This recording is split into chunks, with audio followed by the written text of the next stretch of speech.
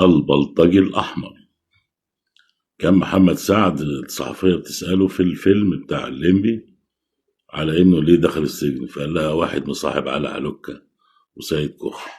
راجل متربي، البيئة بتاعته كانت ما بين المراهنات والدعارة والسمسرة في العقارات والقمار والتعامل مع المافيا. هيكون إيه يعني سلوكه؟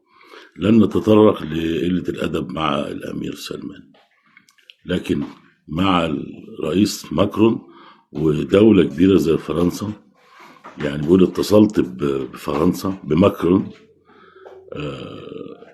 اللي مراته ضربته على فكه الأيمن وما زال بيعاني، ويعني بيقول إن مراته ماشية على عجين ما يربطوش من ساعة الفيديو اللي كان على متن الطائرة وقامت مدياله بوكس. فأحرج الراجل إحراج كبير، لأنه يعني شايف إن هو ما تعاونش في الحملة اللي كان عايز يعملها على مضيق هرمز. يعني قال لك مالك مربي؟ قال من عند ربي، ده أصلا ما شافش تربية. سلام.